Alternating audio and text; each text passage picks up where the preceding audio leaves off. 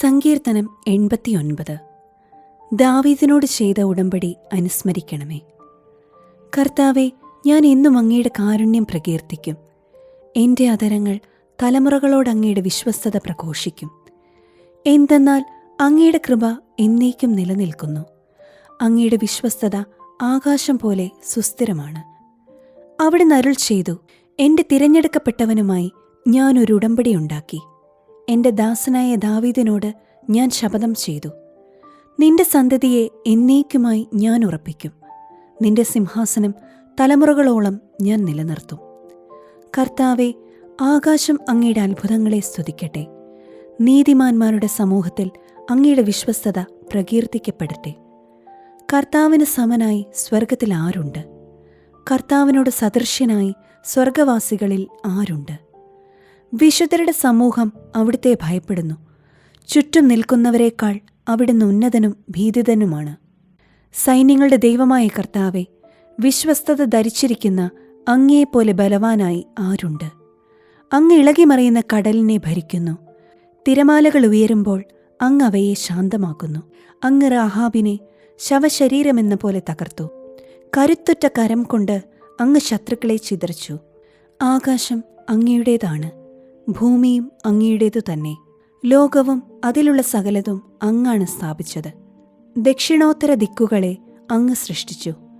താബോറും ഹെർമോനും അങ്ങയുടെ നാമത്തെ ആഹ്ലാദത്തോടെ പുകഴ്ത്തുന്നു. അങ്ങയുടെ ഭുജം ശക്തിയുള്ളതാണ്, അങ്ങയുടെ കരം കരുത്തുറ്റതാണ്. അങ്ങ് വലത് കൈ ഉയർത്തിയിരിക്കുന്നു. നീതിയിലും ന്യായത്തിലും അങ്ങ് സിംഹാസനം ഉറപ്പിച്ചിരിക്കുന്നു. കാരുണ്യവും വിശ്വസ്തതയും അങ്ങയുടെ മുൻപേ നീങ്ങുന്നു. ഉത്സവഘോഷത്താൽ അങ്ങയെ സ്തുതിക്കുന്നവർ ഭാഗ്യവാന്മാർ. കർത്താവെ, അവർ അങ്ങയുടെ മുഖത്തിന്റെ പ്രകാശത്തിൽ നടക്കുന്നു.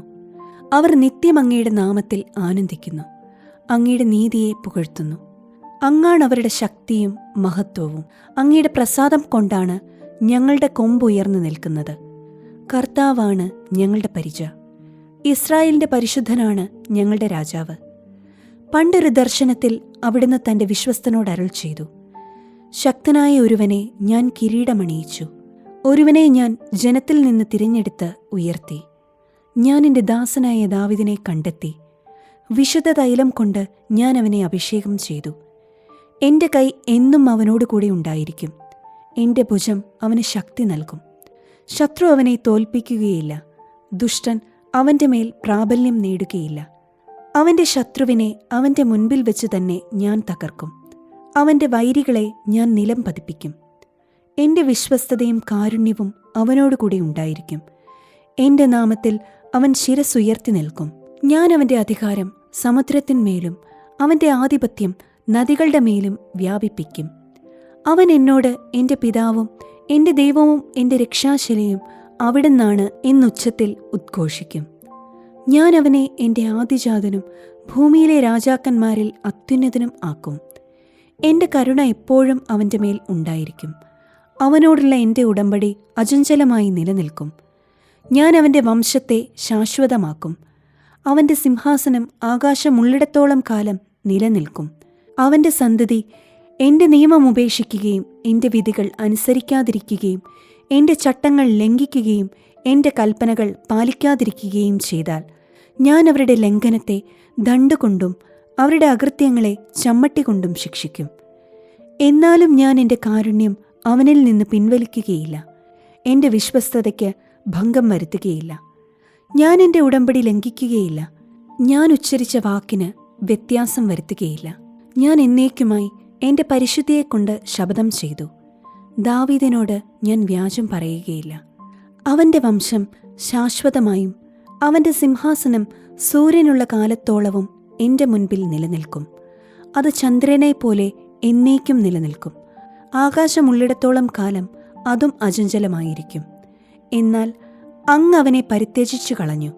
അങ്ങയുടെ അഭിഷക്തന്റെ നേരെ അങ്ങ് ക്രുദ്ധനായിരിക്കുന്നു. അങ്ങയുടെ ദാസനോട് ചെയ്ത ഉടമ്പടി അങ്ങ് ഉപേക്ഷിച്ചു കളഞ്ഞു. അവിടുന്ന് അവൻ്റെ കിരീടത്തെ നിലത്തെറിഞ്ഞ് മലിനമാക്കി. അവിടുന്ന് അവൻ്റെ മതിലുകൾ തകർത്തു. അവൻ്റെ ദുർഗങ്ങൾ ഇടിച്ചു നിരത്തി. വഴിപോക്കർ അവനെ കൊള്ളയടിക്കുന്നു. അവൻ അയൽക്കാർക്ക് പരിഹാസപാത്രമായി.